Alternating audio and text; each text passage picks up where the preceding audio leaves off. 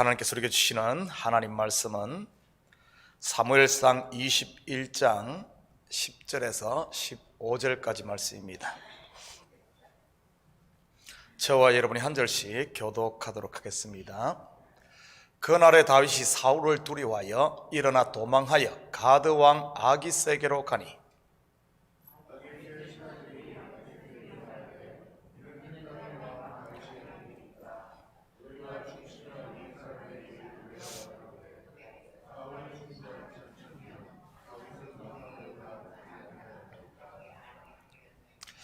다윗이 이 말을 그의 마음에 두고 가드 왕 아기스를 심히 두려워하여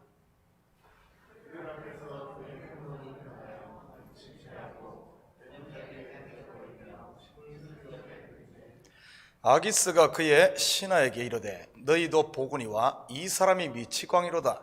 어찌하여 그를 내게로 데려왔느냐.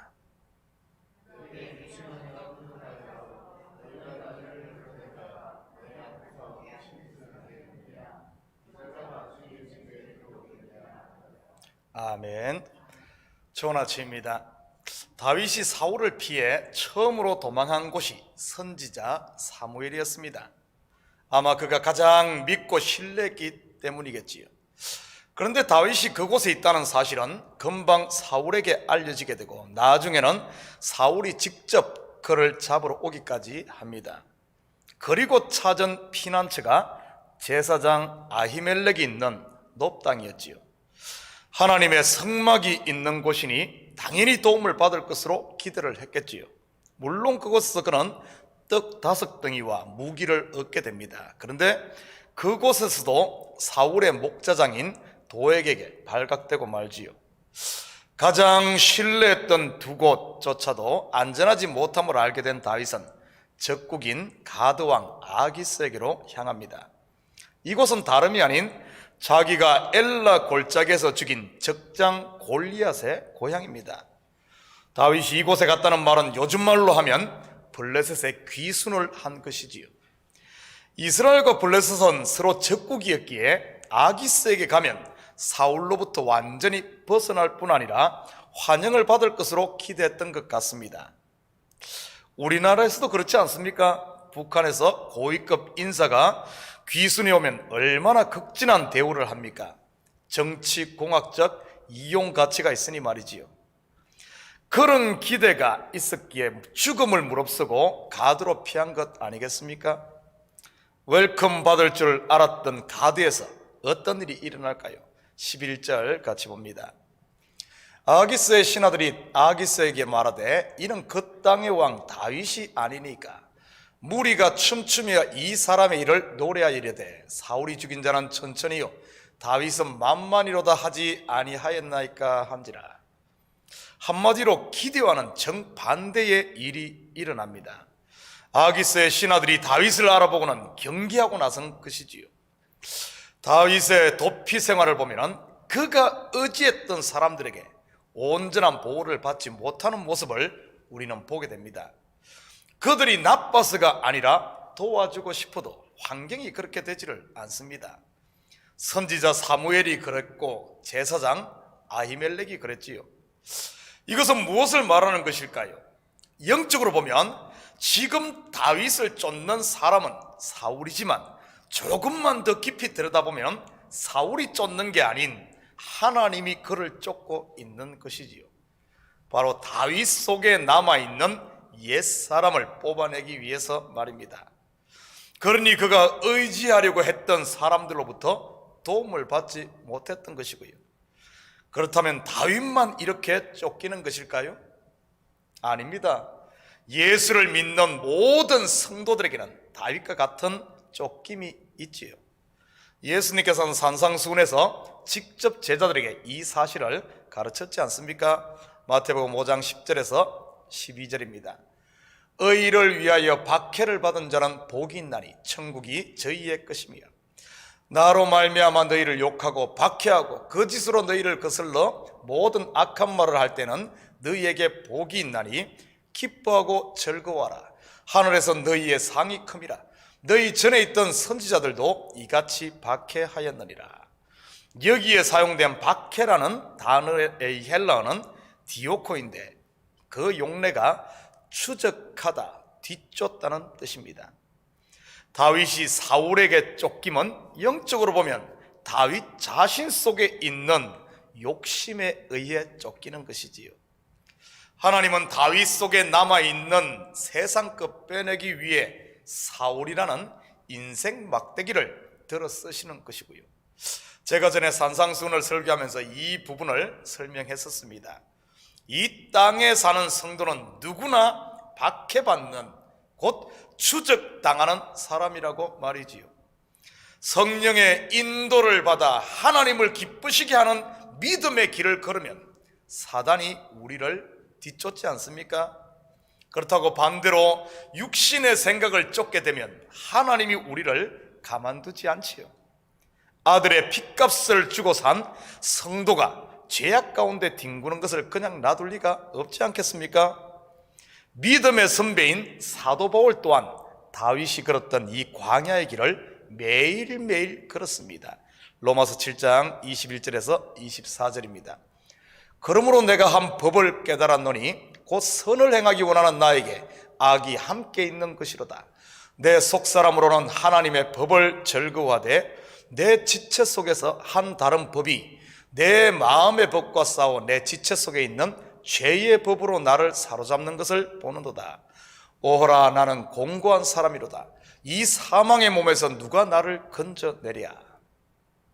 60만 이스라엘이 걸었던 광야 40년, 다윗이 걸었던 10여 년의 도피생활, 그리고 바울이 매일의 삶 가운데 싸웠던 한 다른 법, 곧 죄의 법과의 싸움은 이 땅에서 성도의 삶이 어떠함을 보여주는 것이지요. 사람을 의지하고 그들에게 피하려고 했던 다윗은 보기 좋게 그의 기대가 산산조각 나 버리지 않습니까? 물론 이러한 과정을 통과함으로 결국 하나님만이 참된 피난처요 요새가 됨을 알게 되지요. 그의 믿음이 정금같이 되었다고는 할까요? 이 같은 믿음은 선진들도, 믿음의 선진들도 다 걸었던 길입니다. 아브라함도 그렇지 않았습니까?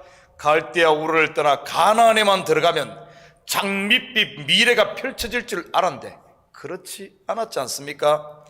25년이라는 긴 세월 동안 다윗과 마찬가지로 도피 생활을 했지요. 기근을 피해 애굽으로 내려가고 블레셋의 아비멜렉에게로 갔다가 혼쭐이 나기도 했지요. 롯에게 기대를 걸었다가 실패하고 이스마엘에게 소망을 두게 되었지요. 결국 실패하지 않습니까? 롯도 떠나고 이스마엘도 떠나고 말이지요. 모두가 떠나고 그의 육신의 소망마저 사라진 그때에 하나님의 역사를 봅니다. 야곱과 요셉 그리고 모세도 같은 길을 걸었고요. 예수 믿는데 왜 이래 힘드냐고 여러분 불평하지 마시기 바랍니다.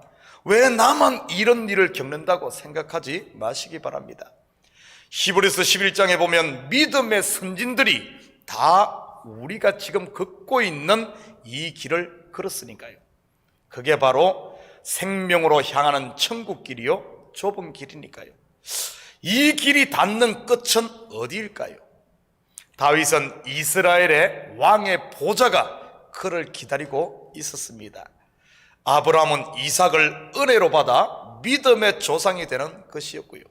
그렇다면 저와 여러분은요, 바로 흠도 없고 티도 없는 그리스도의 신부가 되어 영원한 하늘의 부요를 누리는 것 아니겠습니까? 다윗은 자기의 기대가 무너졌다고 그곳에 그냥 주저앉지 않았습니다. 12절 13절입니다. 다윗이 이 말을 그의 마음에 두고 가드왕 아기스를 심히 두려워하여 그들 앞에서 그의 행동을 변하여 미친 채하고 대문짝에 그적거리며 침을 수염에 흘리매. 아기스의 신하들이 자기를 경계하는 것을 안 다윗은 미친 사람 행동을 합니다. 한때는 이스라엘 모든 여인들로부터 칭송을 듣던 다윗, 그에 대한 노래까지 나왔잖아요. 사울의 죽인 자는 천천히요 다윗은 만만이로다. 그 이후 이스라엘 군대 장관으로 더 나아가 왕의 사위에까지 올랐던 다윗. 지금은 적국에 귀순했지만 거기서도 생명의 위협을 느끼자 미친 사람 행세를 해야 했던 다윗입니다.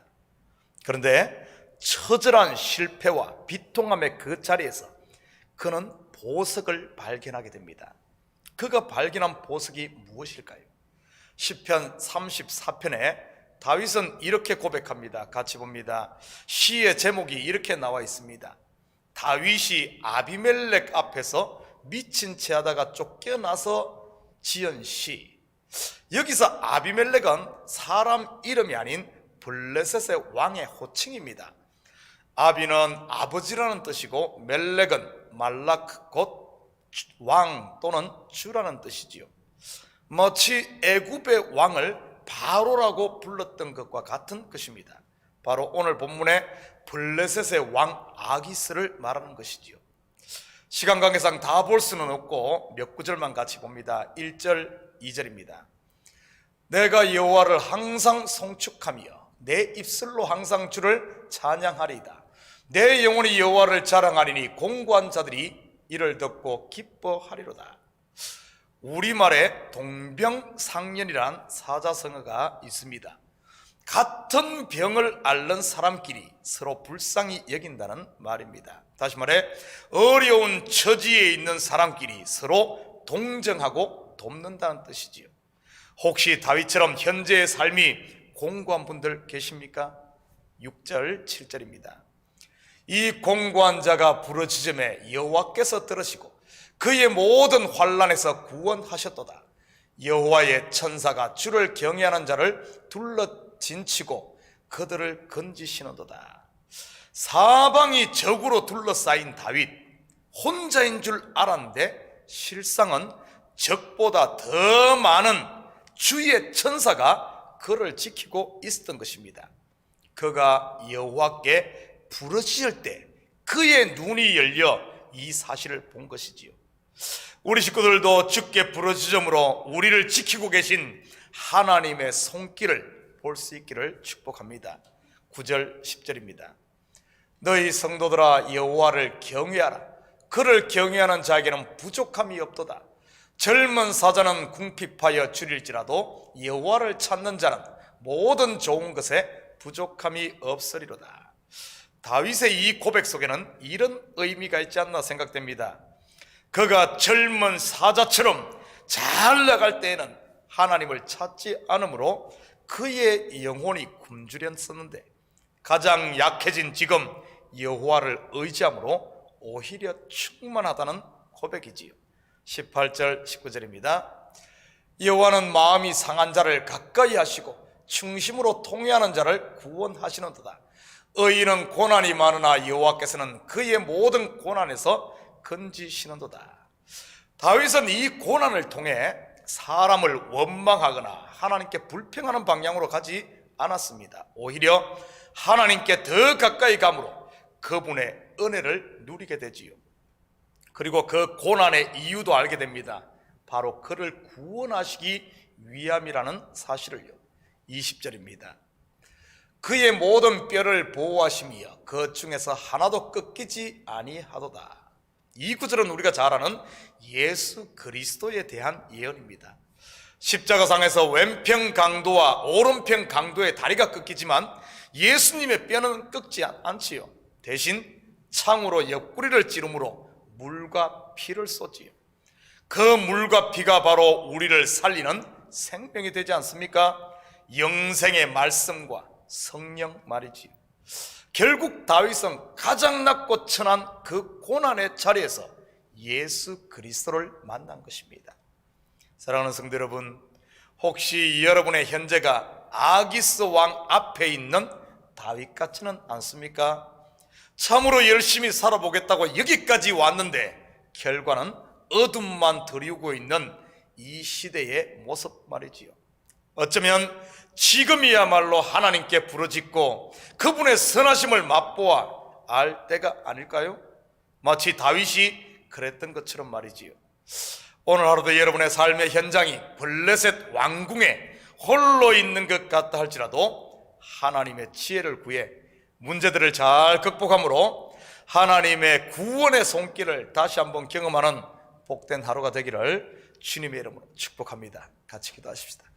사랑의 아버지 하나님, 참으로 감사드립니다. 이 새벽 저희들 깨워주시고 이 아침 아버지 하나님, 주님과 함께 하루를 출발하게 하심을 참으로 감사를 드립니다. 사방이 우겨 싸움을 당하여도 우리는 아버지는 그 아버지 하나님 세상에 둘러싸이지 않는 하늘 백성임을 저희들 기억하게 하시고, 이 아침 우리를 둘러싸고 있는 문제들보다 더 크신 주님의 손길을 볼 수 있는 저희들 되게 도와주시옵소서. 그래야 폭풍 가운데서도 평강을 누리며 자유함을 누리며 참으로 주님의 성호를 찬양하는 저희들 되게 하시고, 오늘 하루 발걸음마다 주님이 우리와 함께 하시는 임마누엘로 동행하시는 이 하나님을 보며 갈 수 있도록 주님 도와주시옵소서. 이 새벽에 간구하는 기도 제목마다 주님 속히 응답하실 줄 믿사오며 이 모든 말씀 예수님의 이름으로 기도드립니다. 아멘.